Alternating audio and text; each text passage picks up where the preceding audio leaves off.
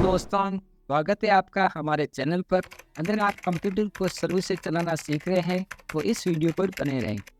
मैं कंप्यूटर की बेसिक की एक सीरीज स्टार्ट की है। यह इस सीरीज का दूसरा वीडियो है।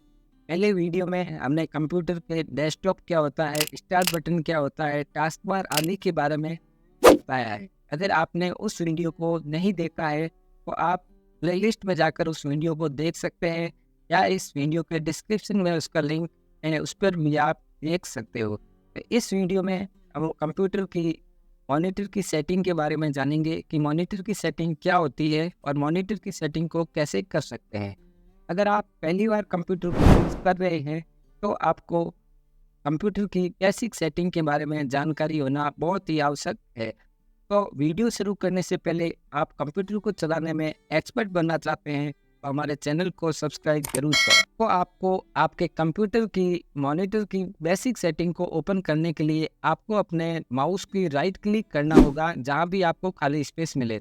ऐसे ही आपको यहाँ आप राइट क्लिक करोगे तो आपके सामने यहाँ पर बहुत सारे ऑप्शन आ जाएंगे। हम इन एक एक ऑप्शन को वन बाय वन कर देखेंगे कि प्रत्येक का क्या यूज होता है और इसको कैसे यूज ले सकते हैं।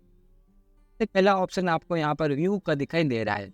व्यू की सहायता से आप अपने डेस्कटॉप या मॉनिटर की स्क्रीन पर जो भी आपको आइकन दिखाई दे रहे हैं उन आइकन की साइज को चेंज कर सकते हैं। तो सबसे पहला अपन ऑप्शन देखते हैं कि लार्ज आइकन। जैसे ही आप लार्ज आइकन पर क्लिक करोगे तो आप देखोगे कि आपके मॉनिटर की स्क्रीन पर जो भी आइकन है वो कैपिटल बड़े हो जाएंगे। फिर दूसरा है मीडियम आइकन। आप मीडियम आइकन पर क्लिक करके अपने आइकन को मीडियम साइज में कर सकते हो। उसके बाद अगर आप स्मॉल करना चाहते हो या छोटे करना चाहते हो तो स्मॉल आइकन पर क्लिक करोगे तो आप देखोगे कि आपके जो आइकन है वो साइज में बहुत ज़्यादा छोटे हो जाएंगे। फिर देखते हैं अगले ऑप्शन की तरफ। अगला ऑप्शन आ रहा है ऑटो अरेंज। यहाँ पर डिफ़ॉल्ट में कनेक्ट है।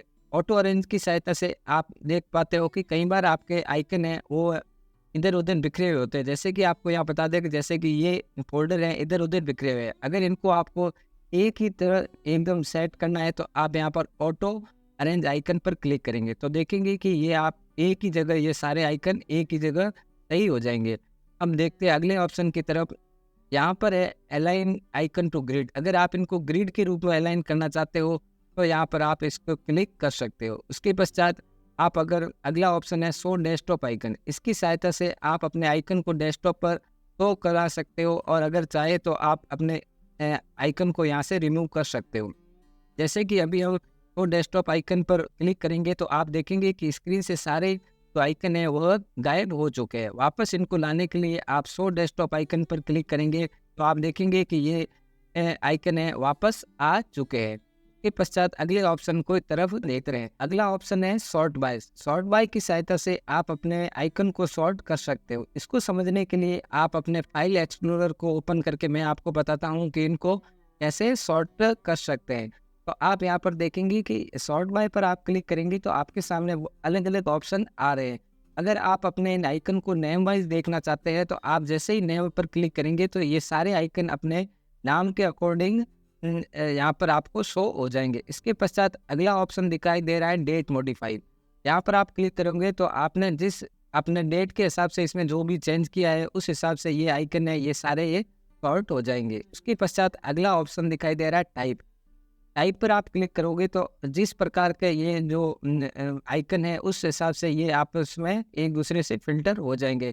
इसकी सहायता से आप अपने आइकन को आसानी से ढूंढ सकते हो। उसके पश्चात अगला ऑप्शन दिखाई दे रहा है साइज। साइज पर आप क्लिक करोगे तो आप देखोगे कि आपके आइकन अपने साइज के अनुसार पूरी तरह से एडजस्ट हो जाएंगे। उसके पश्चात अगला ऑप्शन देखते हैं। अगला ऑप्शन है असेंडिंग ऑर्डर। आप अगर अपने आइकन को घटते हुए क्रम में या असेंडिंग ऑर्डर में देखना चाहते हो तो यहाँ पर आप सॉर्ट बाय में जाकर असेंडिंग ऑर्डर पर क्लिक करोगे। उसके पश्चात डिसेंडिंग पर करने पर वापस ये डिसेंडिंग ऑर्डर में आ जाएंगे। उसके पश्चात देखते हैं कि मोर पर क्लिक करके आप इनके अलग अलग इनको यूज ले सकते हो। अब चलते हैं अपने अगले ऑप्शन की तरफ। अगला ऑप्शन आपको यहाँ पर दिखाई दे रहा है रिफ्रेश।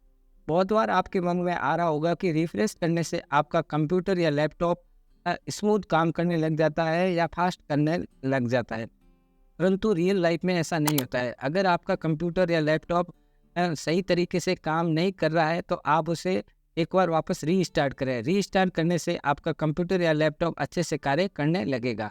अब चलते हैं अपने अगले ऑप्शन की तरफ। अगला ऑप्शन है पेस्ट। इसको देखने के लिए सबसे पहले अपन किसी फोल्डर को कॉपी करते हैं। कॉपी करने के लिए आपको अपने माउस के लेफ्ट क्लिक पर राइट क्लिक करना होगा और उसके पश्चात यहाँ पर कॉपी का ऑप्शन दिखाई देगा। कॉपी करने के पश्चात पेस्ट का अर्थ होता है कि आपने किसी भी चीज़ की वापस कॉपी बनाना। उसके पश्चात आप यहाँ पर माउस के राइट क्लिक करेंगे और यहाँ पर पेस्ट करेंगे। तो पेस्ट करने पर आप देखेंगे कि इस फोल्डर की प्रतिलिपि वापस बन गई है। आप चाहे इतनी इसकी वापस प्रतिलिपि बना सकते हैं। जितनी बार पेस्ट करेंगे उतनी बार ये वापस उसकी कॉपी बन जाएगी। आप चाहे तो किसी सॉफ्टवेयर की या किसी भी इमेज की जितनी भी कॉपी बनाना चाहते हैं तो उसके लिए सबसे पहले आपको कॉपी पर क्लिक करना होगा। कॉपी के पश्चात आप अपने जहाँ भी जिस भी लोकेशन पर उसको वापस उसकी प्रतिलिपि बनाना चाहते हैं वहाँ जाकर आपको पेस्ट करना होगा। उसके पश्चात अगला ऑप्शन है पेस्ट शॉर्टकट। पेस्ट शॉर्टकट और पेस्ट दोनों ही एक ही तरह के हैं, लेकिन इनको ऐसे समझ सकते हैं कि जैसे अपन पेस्ट करते हैं तो पेस्ट करने पर वहाँ पर उसकी एक वैसी की वैसी एक प्रतिलिपि या उसकी कॉपी बन जाती है। लेकिन पेस्ट शॉर्टकट पर क्लिक करने पर उसकी लिंक एक क्रिएट हो जाता है और उस लिंक की सहायता से आप इसको यूज ले सकते हो। उसके पश्चात अगला ऑप्शन दिखाई दे रहा है अंडू।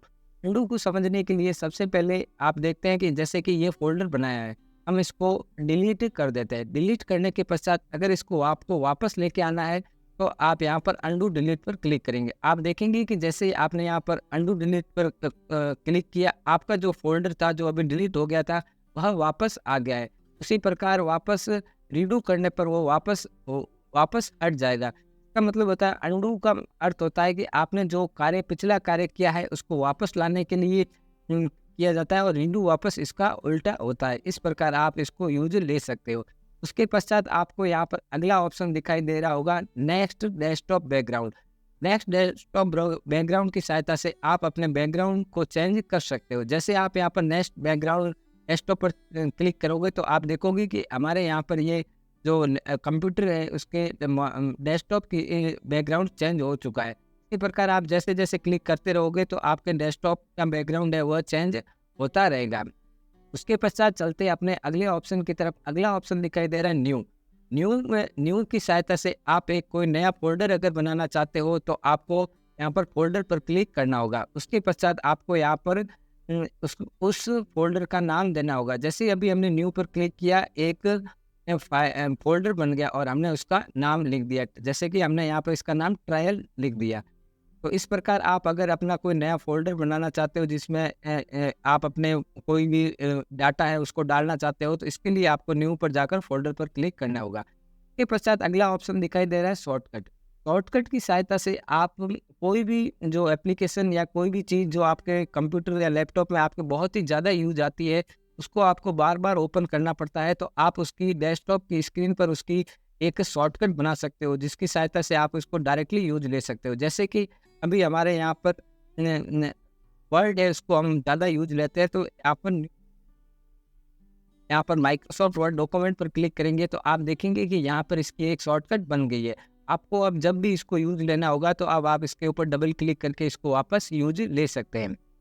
अब चलते हैं अपने अगले ऑप्शन की तरफ। अगला ऑप्शन दिखाई दे रहा है डिस्प्ले सेटिंग। डिस्प्ले सेटिंग की सहायता से आप अपने कंप्यूटर या लैपटॉप की सेटिंग को चेंज कर सकते हो। जैसे ही आप यहाँ पर सेटिंग पर डिस्प्ले सेटिंग पर क्लिक करोगे तो आपको यहाँ पर दिखाई देगा कि यहाँ पर नाइट मोड आप बेसिकली जब रात में अगर अपने डेस्कटॉप या कंप्यूटर को यूज़ करते हो तब इसको ऑन कर देना चाहिए। इससे क्या है कि आपकी आंखों पर प्रभाव नहीं पड़ेगा। उसके पश्चात यहाँ पर अलग अलग ऑप्शन दे रखे हैं। जैसे यहाँ पर डिस्प्ले का रेजुलेशन है, ये डिफ़ॉल्ट ही इसको रहने देना चाहिए क्योंकि यह आपके कंप्यूटर और लैपटॉप के अनुसार ही सेट होता है। अगर इसको आप चेंज करोगे तो फिर आपकी सेटिंग थोड़ी चेंज हो जाएगी। अगर आप चाहते हो कि सेटिंग में कुछ गड़बड़ ना होए तो इसको डिफ़ॉल्ट ही रहने देना चाहिए। इसके पश्चात चलते हैं अपने अगले ऑप्शन की तरफ। अगला ऑप्शन आपको यहाँ पर दिखाई दे रहा है पर्सनलाइज की सहायता से आप अपने मॉनिटर या डेस्कटॉप को पूरी तरीके से पर्सनलाइज कर सकते हो। तो पर्सनलाइज में आप देखोगे कि यहाँ पर हमारे सामने पहला ऑप्शन दिखाई दे रहा है बैकग्राउंड की सहायता से आप अपने डेस्कटॉप में अगर आप कोई भी अपना मनपसंद बैकग्राउंड रखना चाहते हो तो आप इसकी सहायता से रख सकते हो। जैसे बैकग्राउंड में आप देखोगे कि यहाँ पर आपको बहुत सारे ऑप्शन दिखाई दे रहे हैं। जैसे कि आप किसी भी कलर को रखना चाहते हो तो यहाँ पर ये सॉलिड कलर है, इसके ऊपर क्लिक कर सकते हैं, लेकिन इसको बेसिकली कोई रखता नहीं है। अगर यहाँ पर आप स्लाइड स्लो करोगे तो आप देखोगे कि आपके जो डेस्कटॉप के आइकन है वो चेंज होते रहेंगे। उसके पश्चात आपको स्पेशल अगर फ़ोटो लगाना चाहते हो तो पिक्चर पर क्लिक करके आप लगा सकते हो। उसके पश्चात चलते हैं अगले ऑप्शन की तरफ। आप यहाँ पर देख सकते हो कि अगर आपका पिक्चर है ये कितनी देर में चेंज होए 15 मिनट 10 मिनट, तो यहाँ पर ये आपकी सेटिंग है, इसको आप चेंज कर सकते हो अपने अकॉर्डिंग। उसके पश्चात चलते हैं अपने अगले ऑप्शन की तरफ। अगला ऑप्शन आपको यहाँ पर दिखाई दे रहा है कलर्स का। कलर्स की सहायता से आप अपने बैकग्राउंड में कलर को कस्टमाइज कर सकते हो। आप देखोगे कि अगर आपको यहाँ पर जैसे कि विंडो को आपको जैसा भी कलर रखना है तो यहाँ पर डार्क रख सकते हो, लाइट रख सकते हो। और अगर आप इसकी सहायता से आपके टाइटल बार है और विंडो बार का कलर भी आप चेंज कर सकते हो। जैसे कि अभी हम टाइटल बार पर क्लिक करेंगे तो आप देखोगे कि यहाँ पर हम जो भी कलर को रखना चाहेंगे तो वो टाइटल बार उस प्रकार की हो जाएगी। टास्क बार पर आप क्लिक करोगे तो आपकी जो टास्क बार है वो उस कलर की हो जाएगी। अभी हमने इस पर क्लिक किया है तो आप देखेंगे कि हमारे यहाँ पर टास्क बार का कलर चेंज हो गया है। उसके पश्चात चलते हैं अपने अगले ऑप्शन की तरफ। अगला ऑप्शन आपको यहाँ पर दिखाई दे रहा है लॉक स्क्रीन। लॉक स्क्रीन की सहायता से भी आप बहुत सारे कार्य कर सकते हो। लॉक स्क्रीन की सहायता से आप अपने किसी भी सॉफ्टवेयर को लॉक करना चाहते हो तो यहाँ पर कर सकते हो। उसके पश्चात अगला ऑप्शन दिखाई दे रहा है थीम।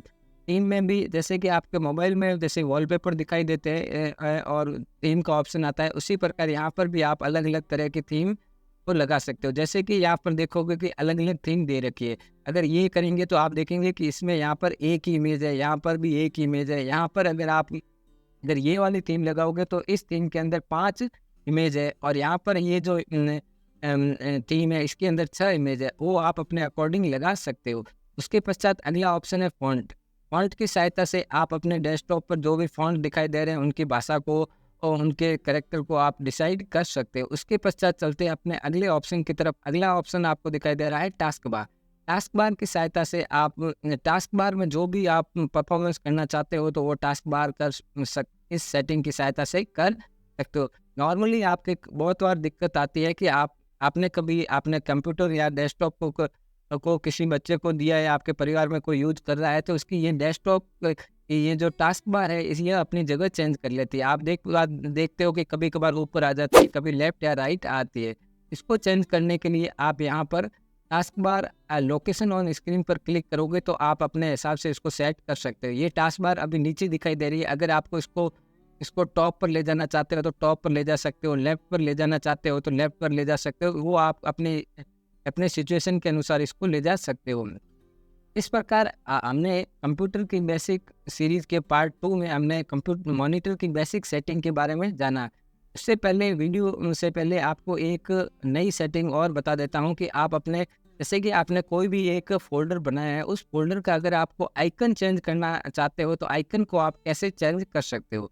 आइकन को चेंज करने के लिए सबसे पहले आपको फ़ोल्डर है उसके ऊपर राइट क्लिक करना होगा। उसके पश्चात उसकी प्रॉपर्टीज़ पर क्लिक करना होगा। उसके पश्चात यहाँ पर आपको कस्टमाइज़ पर क्लिक करना होगा और उसके पश्चात आप चेंज आइकन पर क्लिक करेंगे तो आप अपने अकॉर्डिंग आपको जो भी आइकन पसंद आ रहा है वो आप यहाँ पर सेलेक्ट कर सकते हो। जैसे कि अभी मैं इसके ऊपर ये पावर बटन का ऑप्शन लगाना चाहता हूँ तो आप यहाँ पर ओके पर क्लिक करेंगे और इसको ओके करेंगे तो आप देखेंगे कि ये जो मेरा आइकन है ये इस प्रकार से चेंज हो गया है। मुझे उम्मीद है कि आपको हमारा ये वीडियो अच्छा लगा होगा। अगर आपको इस वीडियो से संबंधित कोई डाउट है तो आप कमेंट सेक्शन में पूछ सकते हो। अगर आपने यह वीडियो यहाँ तक देख लिया है तो हमारे चैनल को सब्सक्राइब करना ना भूलें। जय हिंद, वंदे मातरम।